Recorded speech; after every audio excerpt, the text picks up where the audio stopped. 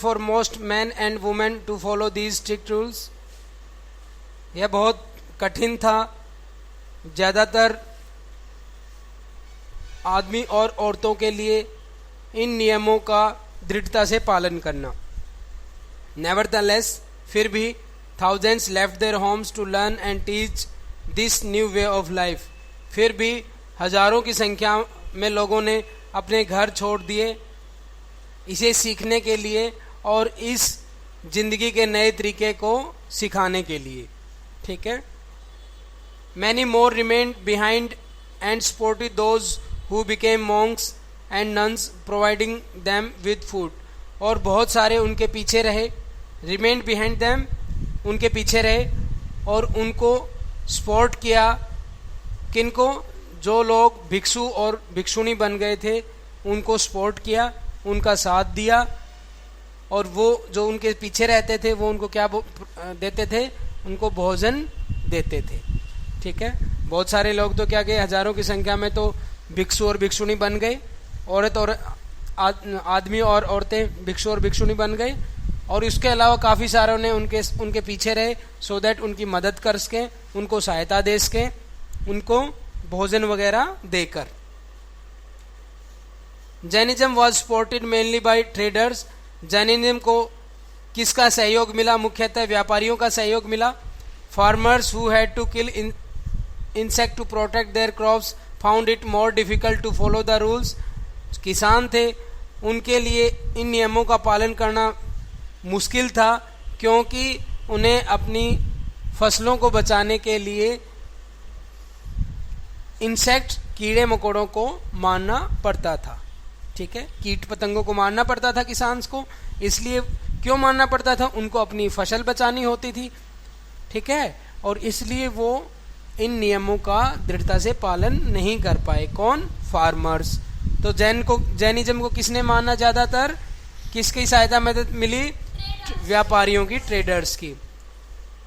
Over hundreds of years, लगभग 100 साल तक Jainism spread to different parts of north India and to Gujarat. 100 सालों के अंदर लगभग जैनिज्म देश के अन्य उत्तरी भागों में फैल गया.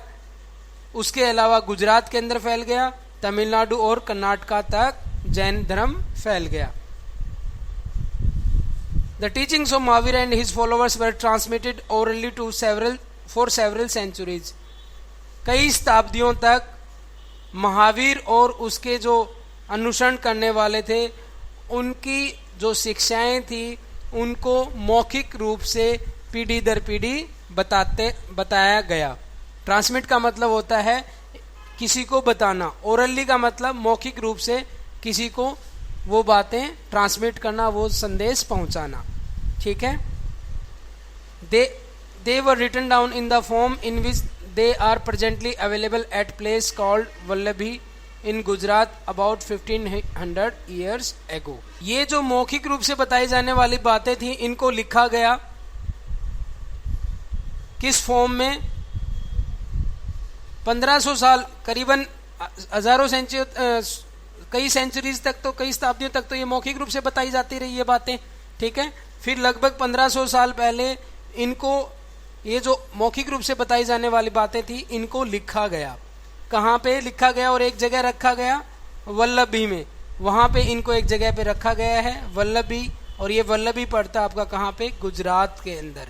तो लगभग 1500 साल पहले इन मौखिक रूप से बताई जाने वाली बातों को लिखा गया और वल्लभी नामक जगह पे इनको रखा गया है. लिख के इनको वल्लभी नामक जगह पे रखा गया है. अब इनका एक संग्रहालय बना दिया गया है. ठीक है भाई. Felt that only those who left their homes could gain true knowledge. दोनों ही ने, महावीर और बुद्ध ने, यह महसूस किया कि जो अपना घर छोड़ देंगे, जो अपना घर छोड़ सकते हैं उन्हीं को सच्चे ज्ञान की प्राप्ति हो सकती है. They arranged for them to stay together in Sangha, an association of those who left their homes. उन्होंने जो अपना घर छोड़ देंगे उनके लिए एक व्यवस्था बनाई कि सो दैट वो एक साथ रह सकें. किन के लिए?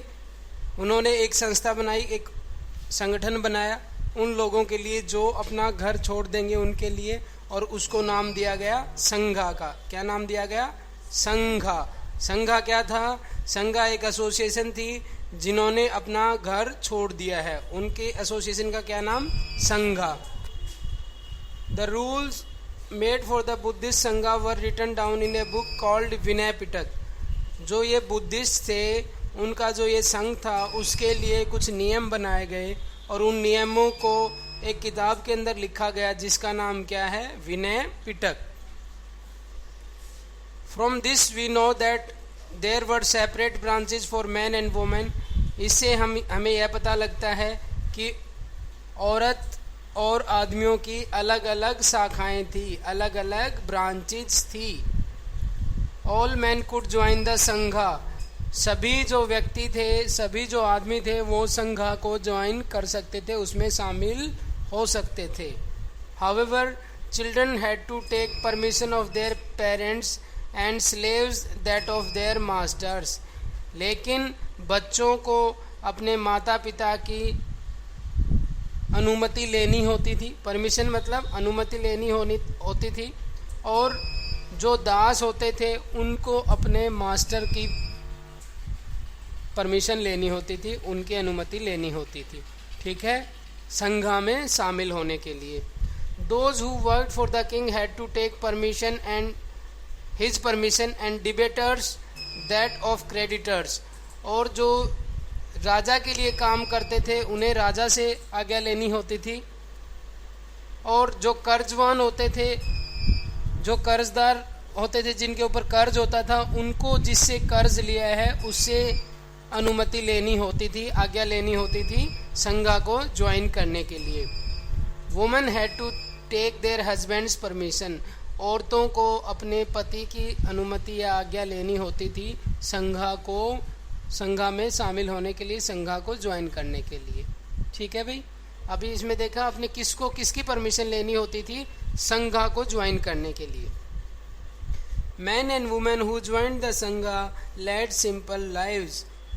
आदमी और औरतें जो संघा में सम्मिलित होते थे वो साधारण जीवन जीते थे। They meditated for most of the time.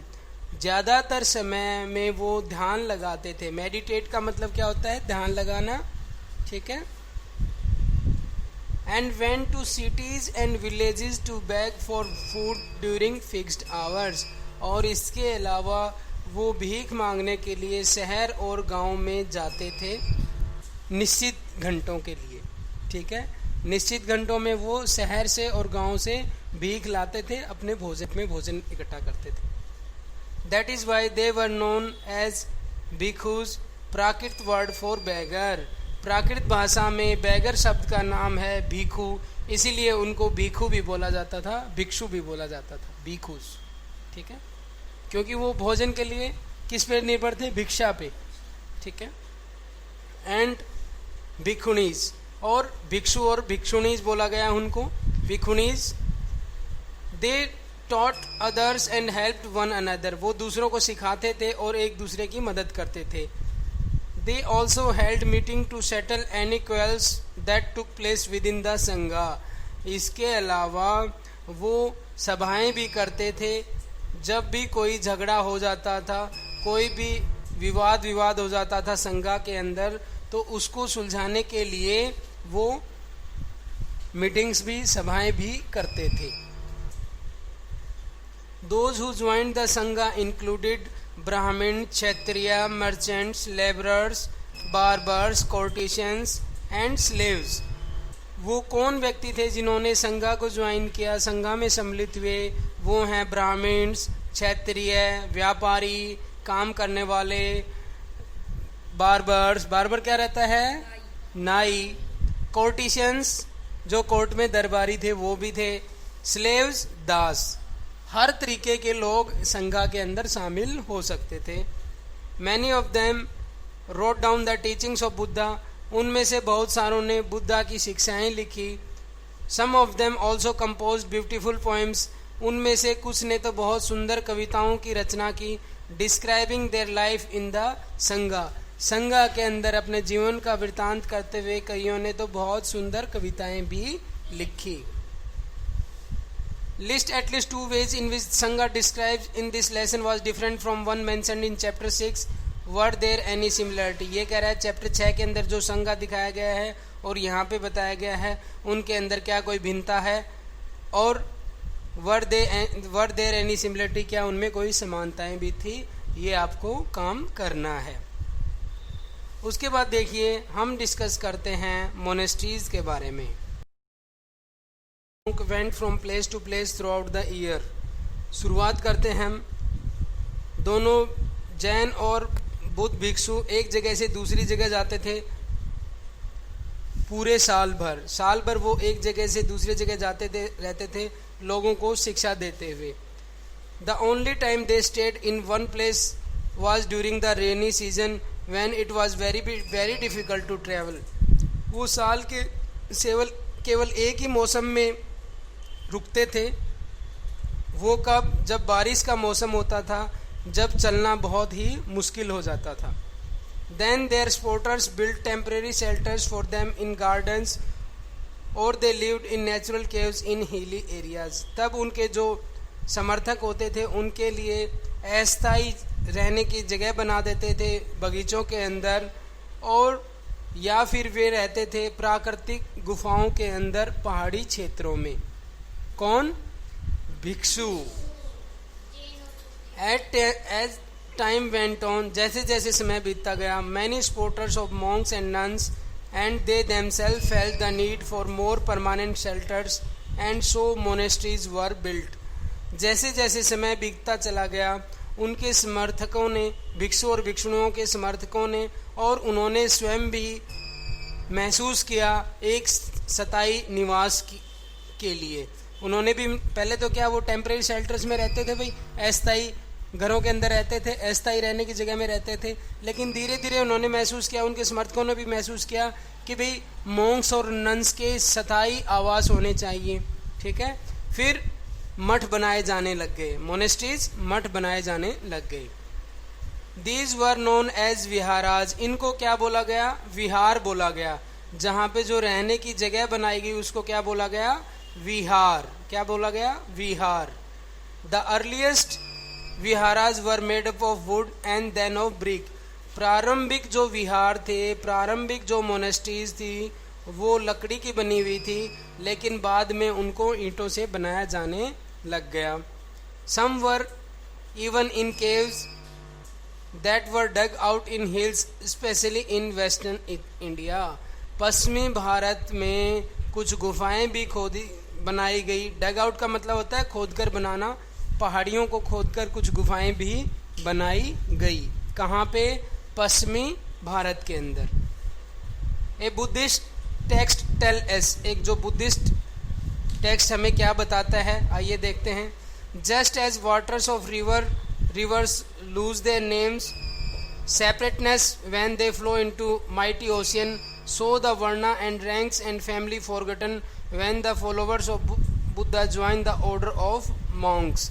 ये कह रहे हैं जैसे कोई नदी अपना नाम भी भूल जाती है और अपना अलगपन भी भूल जाती है, जैसे ही वो बहुत बड़े समुंदर के अंदर जाती है, उसी तरीके से वर्ण और जो रैंक थी या परिवार था उसको भी भुला दिया जाता था जब कोई भी बुद्ध को अनुसरण करने वाला भिक्षुओं के समूह में शामिल हो जाता था।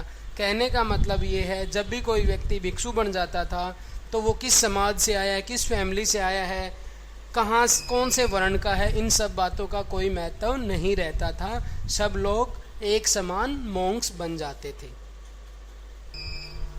Very often the land on which vihara was built was donated by a rich merchant or a land owner or the king। आम तौर पे जो ज़मीन होती थी विहारों के लिए या तो किसी धनी व्यापारी के द्वारा दान में दी जाती थी, या ज़मीन के किसी लैंडलॉर्ड मालिक के द्वारा दी जाती थी, या फिर राजा के द्वारा लैंड को दान में दिया जाता था, भूमि को दान में दिया जाता था। लोकल पीपल, जो स्थानीय लोग रहते थे, came with gift of food, clothing and medicine for the Monks and nuns. भिक्षु और भिक्षुणियों के लिए जो स्थानीय आदमी होते थे वो उपहार के रूप में भोजन, वस्त्र और दवाइयाँ लेकर आते थे। इन रिटर्न, बदले में, दे टॉट द पीपल, बदले में भिक्षु और भिक्षुणी उनको शिक्षा देते थे, सिखाते थे। ओवर द सेंचुरीज, कई शताब्दियों तक, Buddhism spread to many part of the subcontinent and beyond, कई शताब्दियों में बुद्धिज्म उपमहाद्वीप के अन्य क्षेत्रों, बहुत से क्षेत्रों में फैल गया और उससे बाहर भी, मतलब उपमहाद्वीप से बाहर भी बुद्धिज्म फैल गया। You will learn more about this in chapter 10, आप अध्याय 10 में इसके बारे में और पढ़ेंगे। उसके बाद हम देखते हैं व्हाट वाज द आश्रम system, system of ashramas, ashrams का क्या सिस्टम था, क्या प्रणाली थी, आश्रम प्रणाली क्या थी, उसको हम समझते हैं।